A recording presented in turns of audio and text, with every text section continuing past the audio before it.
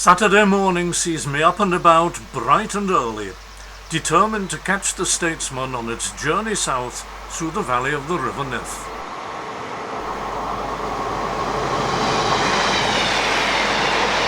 ScotRail's 0608 stopping train from Carlisle to Glasgow heads north.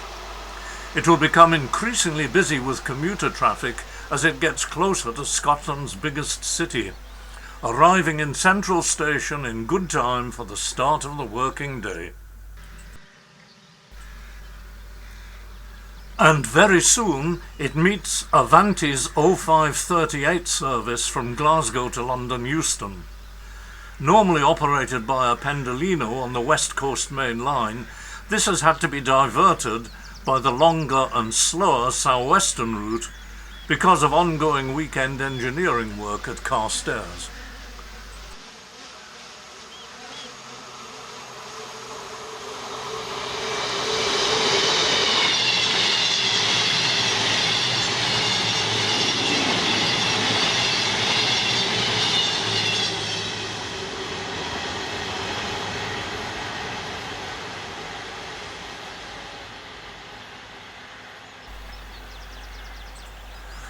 The Statesman should be running 25 minutes behind the London train. But a check with real-time trains shows that although it arrived at Kilmarnock on time, there's no record of it having left there. Train reporting along this route is patchy at the best of times, and anything other than the regular ScotRail trains can run way ahead of scheduled times or way behind.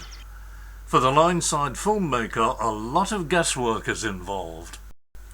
As the scheduled time approaches, I launch my drone and wait, but no train materializes. Eventually the battery begins to die and I land, put in a fresh battery and relaunch.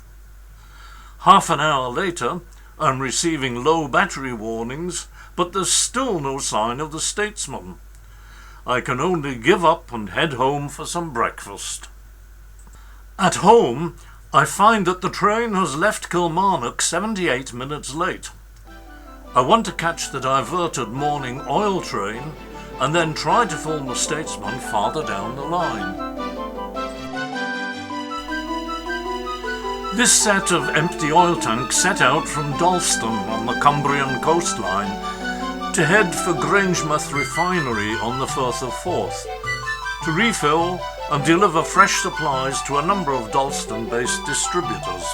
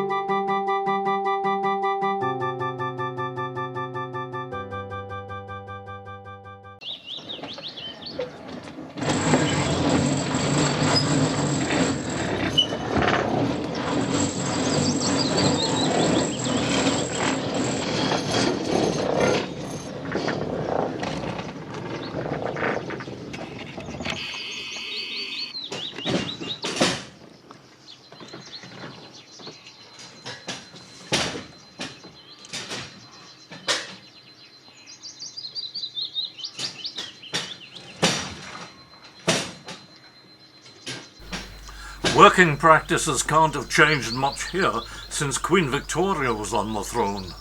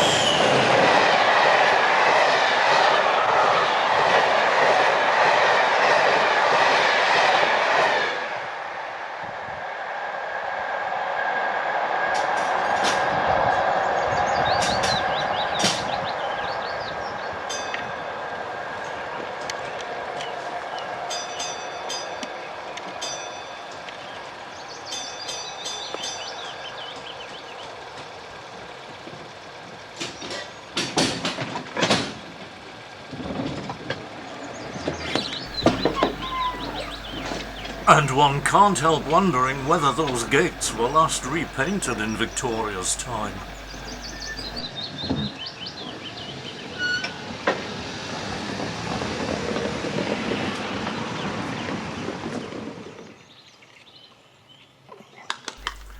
An entire crossbar is missing from one of the gates.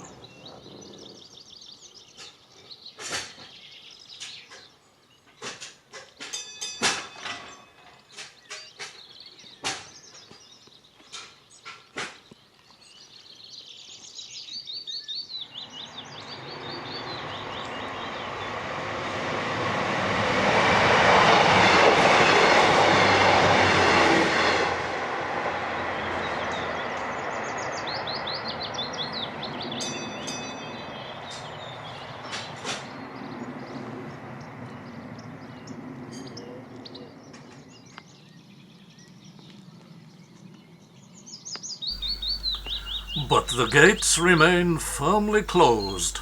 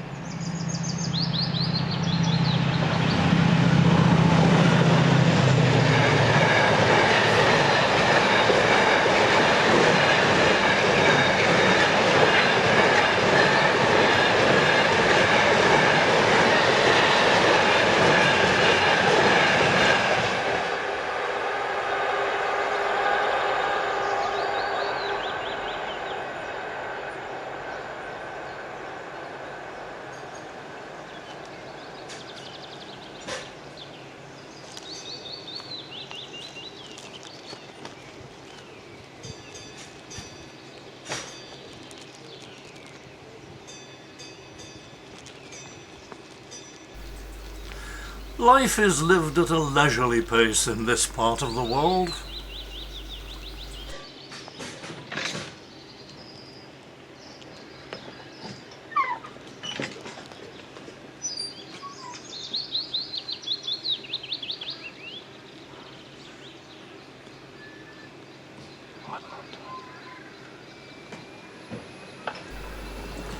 An electric car in surroundings which are pure steam age.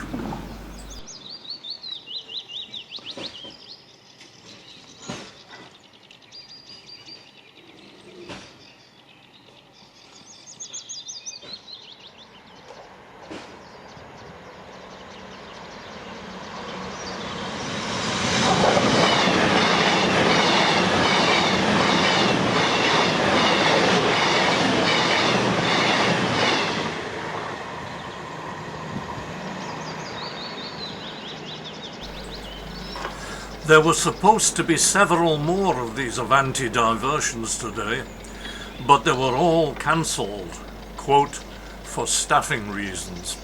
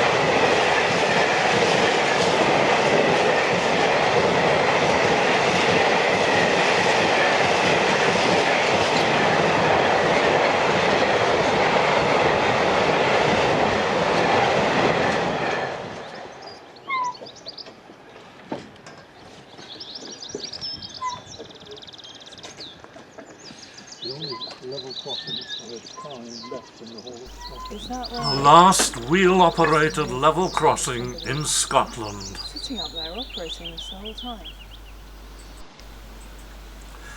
Just north of Dumfries Station is the Edinburgh Road Bridge, and here we see the very last remaining vestige of the old Port Road, the railway line which until 1965 crossed Galloway and provided a vital link to the ferry port of Stranraer. Quite why this set of points remains is a mystery. Everything beyond it was lifted long ago. In the distance we can see the 1022 Avanti Voyager from Glasgow to Carlisle being held at a signal. Its path is blocked by the 11:58 ScotRail service to Carlisle, which is sitting at the platform. In days gone by there was a centre road through the station to allow express trains to bypass slow local services. Once again, lifted long ago.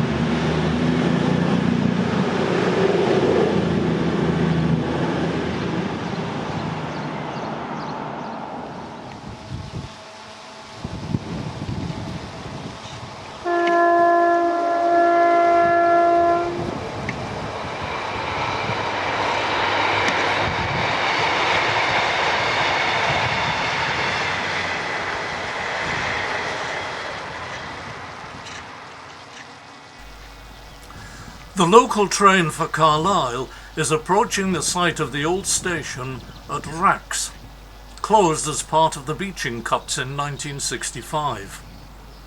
A diverted freight train should pass it here, but schedules and reality are two different matters, and once again my drone had to be landed before the train arrived.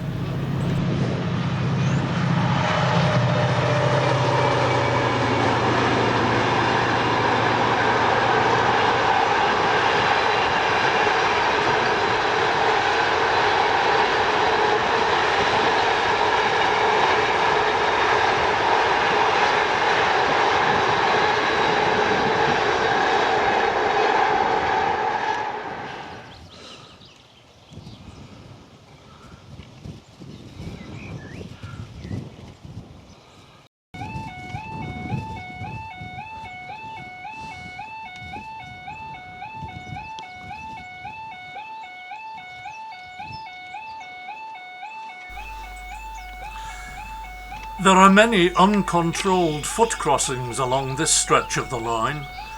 As far as I know, this is the only crossing designed to cater for farm animals and vehicles, and controlled by red and green lights.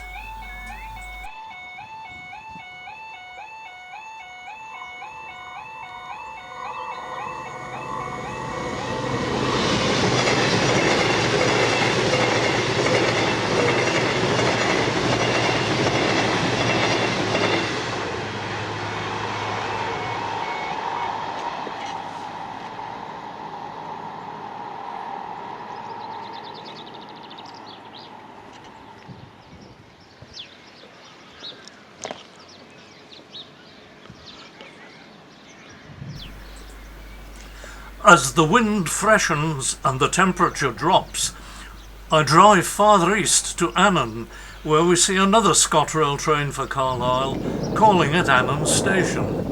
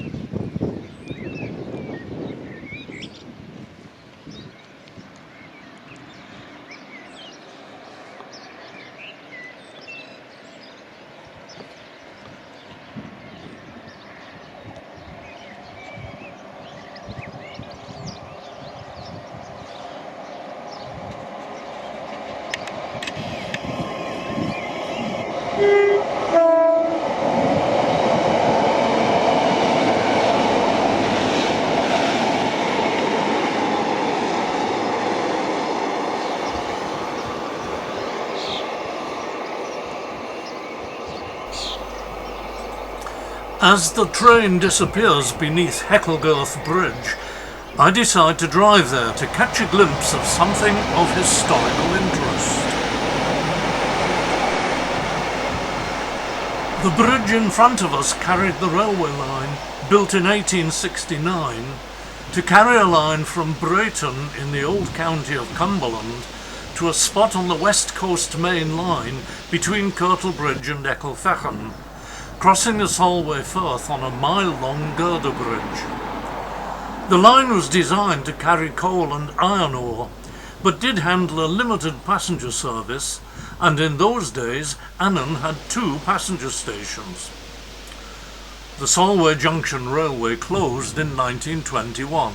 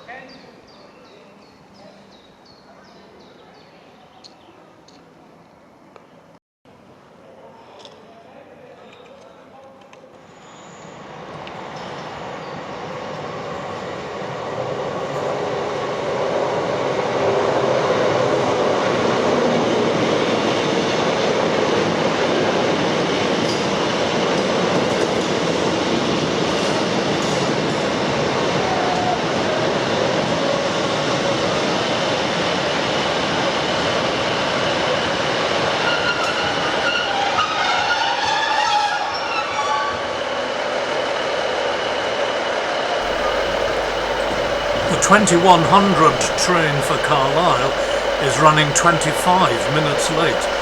Today has not been a good day for punctuality.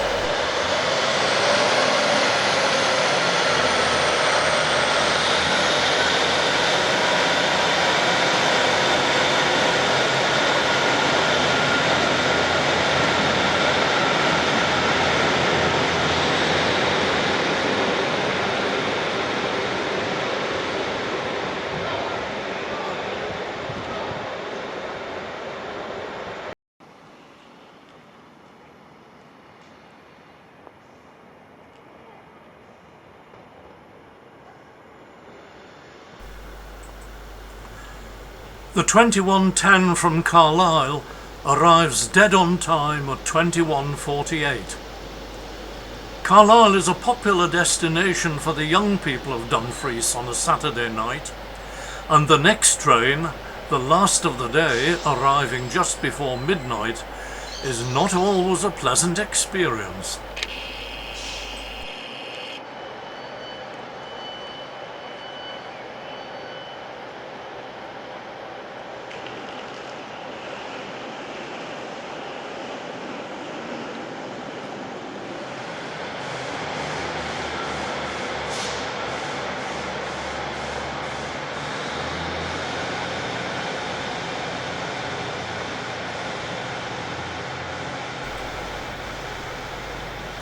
The empty stock heads off for the yard. Real-time Trains has been offering some very optimistic arrival times for the Statesman, But needless to say, they proved to be false promises.